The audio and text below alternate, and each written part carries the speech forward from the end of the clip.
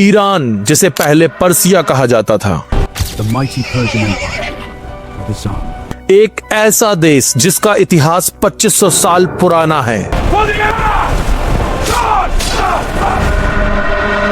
और Persian empire दुनिया के सबसे पावरफुल एम्पायर में से एक था। मिडिल ईस्ट में अमेरिका का सबसे खास दोस्त ईरान 1979 इस्लामिक रिवॉल्यूशन के बाद सबसे बड़ा दुश्मन बन जाता है, जिसके बाद ईरान शाह को हटा के इस्लामिक रिपब्लिक बना और इसी रिवॉल्यूशन ने ईरान को अमेरिका का दुश्मन बना दिया। 1979 के बाद ईरान और अमेरिका के बीच में सिर्फ एक रिश्ता रहा, दुश्मनी।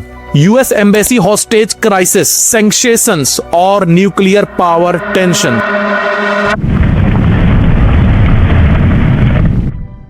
ये सारी चीजें ईरान और अमेरिका को आमने सामने खड़ा कर देती हैं। ईरान पूरे मिडिल ईस्ट के मुस्लिम वर्ल्ड का सबसे पावरफुल देश बनता है। इतने सारे अमेरिका के सैंक्शंस और दुनिया में खुली दुश्मनी होने के बावजूद ईरान अपने आप को डेवलप करता है और फिर इस स्टोरी में एंट्री होती है एक पावरफुल कंट्री की, इजराइल।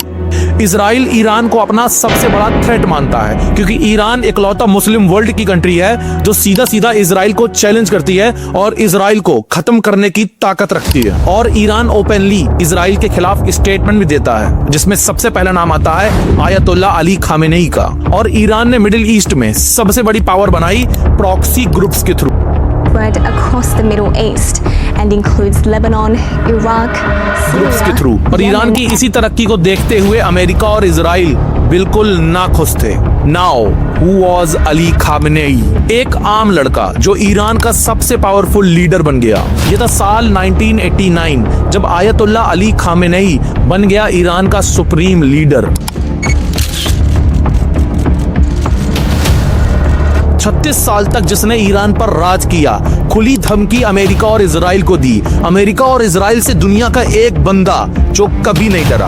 प्रोटेस्ट मूवमेंट को क्रश किया, अमेरिका और इजराइल के खिलाफ स्ट्रॉन्ग स्टैंड लिए। खामेनेई के लिए ये कोई पॉलिटिक्स नहीं थी, ये आइडियोलॉजी की खुली जंग थी जहां पर पूरी कंट्री इजराइल का सपोर्ट कर रही थी जो कि एक जेनोसाइड कर रहा था। वहीं अली खामेनेई पूरी दुनिया में अकेले खड़े होके उसकी बुराई करके और फिलिस्तीन का सपोर्ट कर रहा था।